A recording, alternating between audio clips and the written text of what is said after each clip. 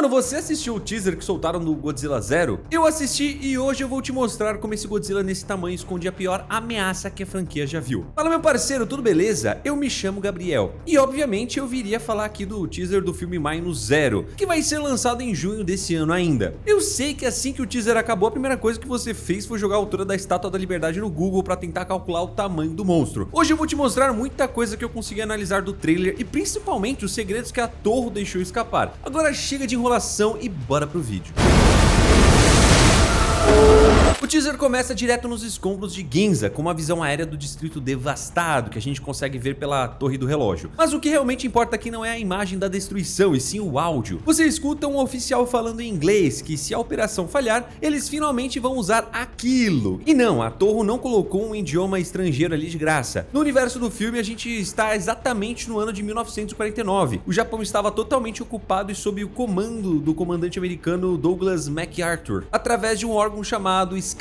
O grande problema histórico aqui é que em agosto de 1949, a União Soviética detonou com sucesso seu primeiro teste nuclear, a bomba RDS-1. Ou seja, a Guerra Fria tinha acabado de estourar de forma oficial e o mundo estava em pânico. MacArthur não ajudou o Japão no primeiro filme, porque não podia desviar recursos militares com os russos batendo na porta. Mas agora, 2 anos depois da primeira aparição do monstro, a ameaça mudou de nível e os americanos decidiram intervir de forma drástica. E isso fica escancarado na cena seguinte, quando o locutor manda abortar o terceiro lançamento da operação Watsumi. E combinando com a fotografia, a gente consegue uma visão melhor do avião no canto. Essa aeronave não fazia parte da operação, ou seja, muito provavelmente onde a câmera foca é na realidade um bombardeiro americano B-29 Super Fortress. O detalhe que você precisa entender aqui é o que? O B-29 não é um avião qualquer de patrulha. Os Estados Unidos criaram um projeto ultra secreto chamado Silver Plate, e modificou uma quantidade muito pequena desses aviões exclusivamente para poder carregar armamento atômico. Foi exatamente o B-29 desse projeto que soltou as bombas de Hiroshima e Nagasaki. Então, quando o rádio militar fala do terceiro lançamento, a matemática é simples, mano. A primeira bomba foi Hiroshima, a segunda foi Nagasaki e a terceira bomba nuclear da história humana estava engatilhada dentro daquele avião, né, para poder cair direto na cabeça do Godzilla caso o plano japonês desse errado. Os Estados Unidos estavam prontos para poder transformar o Japão em um deserto de vidro. Logo em seguida a gente vê a Noriko. Ela estava usando um tapa-olho chorando enquanto estava tocando o rosto da Akiko. Se você tem uma boa memória, vai lembrar que no final do último filme ela sobreviveu à onda de choque da explosão, mas ficou com uma marca preta bizarra que mexia no pescoço. Para quem conhece o universo expandido do Godzilla, aquilo tem nome, tá? E sobrenome. São as famosas células G. Na era Heisei da franquia, que começou nos anos 80, as células G são altamente mutáveis. Funcionam como um câncer acelerado e possuem propriedades regenerativas quase imortais. Eles invadem o hospedeiro e começam a reescrever o DNA da pessoa. No clássico filme Godzilla vs Biollante, o DNA do monstro se fundiu com um planeta e com a alma de uma garota, criando uma anomalia gigante. O fato de a Noriko estar com um tapa-olho agora, com a tela escurecendo ao som de um contador Geiger, indica claramente que ela não está apenas doente. As células do Godzilla provavelmente estão tomando conta do corpo dela. Ela está sofrendo uma mutação violenta pela radiação, e aquilo que vimos no pescoço dela está vivo e se espalhando. Isso acaba se conectando perfeitamente com a cena final do primeiro filme, onde a gente vê um pedaço de carne do Godzilla afundando no oceano e começando a borbulhar, se reconstruindo sozinho. O nível de regeneração celular desse monstro beira o absurdo. E falando em coisas anormais, o teaser corta pro Shikishima chorando no avião. A cena mostra destroços de prédios e casas inteiras flutuando no ar, envoltos em uma energia azul, e depois despencando de uma vez só. Isso não é um efeito colateral de radiação comum, óbvio. Isso é uma anomalia gravitacional. E se a gente for pesquisar no passado da franquia da Toho, existe um único monstro capaz de gerar esse tipo de antigravidade na Terra, o King Ghidorah. Na história original da Era Showa, os raios de energia do Ghidorah não são apenas feitos de eletricidade, eles manipulam o próprio campo gravitacional. Inclusive a lore original diz que ele viaja pelo espaço sideral contido dentro de um meteoro magnético. O Shikishima está chorando porque percebeu que as pessoas estavam presas nesses destroços flutuantes e despencaram para a morte quando a gravidade falhou. Mas aí vem vem a grande revelação sobre o novo design. O Godzilla aparece saindo da água para poder perseguir um hidroavião Kawanishi H-8K. Na vida real, durante a Segunda Guerra, esse avião era apelidado pelas forças aliadas de Emily e chamado pelos próprios japoneses de porco-espinho voador, porque era absurdamente blindado e cheio de canhões, sendo quase impossível de derrubar. Só que o Godzilla que tá caçando esse porco-espinho também está completamente diferente. A cor da pele dele é muito mais escura e ele tem espinhos gigantes e pontiagudos nos ombros. Esse design focado nos ombros não é algo inédito criado agora. Em 93, a Toho lançou um jogo para o Super Nintendo chamado de Super Godzilla, onde o lagarto absorvia uma quantidade insana de energia e sofria uma transformação, criando exatos 2 espigões nos ombros e ficando muito mais robusto. Esse design dos videogames fez tanto sucesso que a Toho usou ele de base para poder criar o vilão Space Godzilla logo depois. A Toho adora reciclar conceitos antigos que deram certo. Isso prova que esse Godzilla do Minus Zero sofreu um upgrade. Usando os 38 metros de asa do avião como régua na tela, eu calculei que o Godzilla tem pelo menos 30 metros só de largura de peito. E isso leva a gente para a cena da Estátua da Liberdade em Nova York. O monumento real tem pouco mais de 90 metros de altura. Baseado no frame que o Godzilla passa caminhando ao lado dela, dá para supor que o Godzilla do Minus Zero nessa cena tem inacreditáveis 160 metros de altura. Para você ter uma noção realista da escala, o Shin Godzilla tem 118 metros. A versão monstruosa do Legendary tem 119 metros. Esse salto absurdo de tamanho para 160 metros esbarra na vida real em um princípio da física chamado Lei do Quadrado Cubo. Essa lei diz que se você aumenta o tamanho de um animal, o volume e o peso dele crescem muito mais rápido do que a força dos ossos. Em teoria, um animal de 160 metros desabaria e seria esmagado pelo próprio peso. Para o Godzilla existir e caminhar nessa escala, o próprio corpo dele precisa estar gerando um campo eletromagnético ou um reator interno tão potente que altera a gravidade ao redor dele. E existe um motivo histórico pesado para essa mutação. Em 1948, os Estados Unidos executaram a Operação Sandstone. Foram 3 testes nucleares reais no Pacífico, mas não foram bombas comuns. Esses testes usaram os primeiros núcleos levitados da história, uma tecnologia nova e incrivelmente mais eficiente e radioativa. Se o teste da Operação Crossroads lá em 1946 foi o responsável por criar o Godzilla original do primeiro filme, a radiação inovadora e dobrada dessa Operação Sandstone com certeza causou essa hipertrofia gigantesca que fez ele bater a marca de 160 metros. Mano, se liga, a gente fala bastante do Godzilla do Monstruverso aqui. Cara, ele bateu 40 metros a mais que o da Legendary, isso é absurdo. Só que a física básica diz que a massa não surge do nada, né? Para um bicho crescer desse jeito absurdo, né, do dia pra noite, ele precisou devorar muita matéria. A teoria que mais faz sentido aqui é que para atingir 160 metros, esse Godzilla afundou e devorou frotas inteiras de submarinos e navios americanos carregados de lixo nuclear, que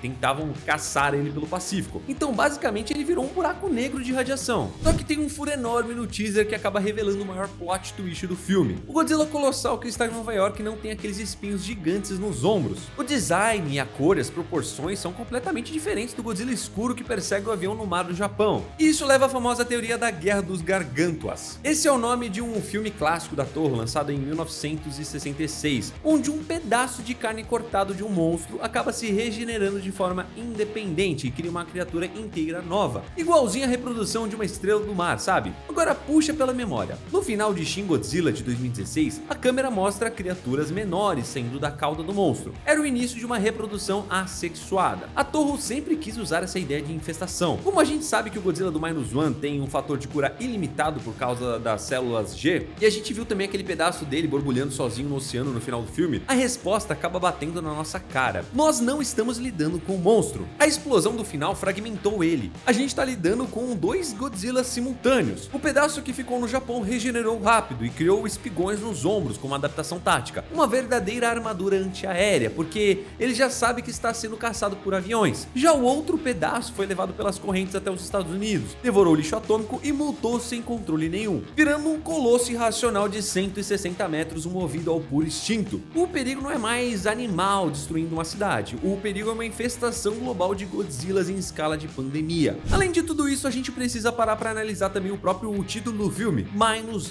zero, que significa menos zero. No filme anterior, minus one, né, ou menos um, significava que o Japão estava no nível zero por causa da guerra. E o ataque do Godzilla jogou o país para o negativo, né, para o menos um. Mas o que o menos zero representa? Na franquia da Toho, zero não é só um número, é uma referência a duas coisas muito específicas. Pode ser uma referência à clássica arma absoluto zero Cannon, né, o canhão de zero absoluto, que era usado pelo robô Kiryu, o Mechagodzilla, para poder tentar congelar e destruir as células do monstro a nível atômico. Ou pior ainda, o zero pode estar fazendo referência ao marco zero da criação do Oxygen Destroyer, né, o destruidor de oxigênio, a arma usada pelo Dr. Serizawa no primeiríssimo filme de 54, que dissolve a vida marinha até não sobrar nada. Uma tecnologia que mais tarde acabou criando o demônio Destoroyah. O título não tá ali à toa, ele está avisando qual arma a humanidade vai ter que criar para lidar com uma criatura de 160 metros. A Toho nunca fez uma sequência direta do Godzilla sem colocar um monstro rival. Sempre teve briga desde a década de 50, e o diretor Takashi Yamazaki já tem uma vasta experiência com isso. Ele foi o grande responsável por criar e dirigir toda a animação do brinquedo de realidade virtual Godzilla The Ride no parque de diversões Seibu-en, lá no Japão. E adivinha o que acontece na história desse brinquedo? Esse exato mesmo modelo visual do Godzilla Minus One sai na porrada contra o King Ghidorah em uma luta insana no meio da cidade. O diretor já tem todo o modelo 3D do Ghidorah e a física de golpes prontos para usar no cinema. Ou como ele próprio já deixou escapar em entrevistas recentes, ele morre de vontade de atualizar o monstro Hedorah. Para quem não sabe, Hedorah é um monstro nascido da combinação de esporos alienígenas com poluição extrema e lixo tóxico, o que combina de forma perfeita com esse tema de resíduos nucleares e com o visual super sombrio que o teaser fez questão de mostrar o tempo todo. Mano, eu vou ficando por aqui, fique com Deus, um abraço a nós,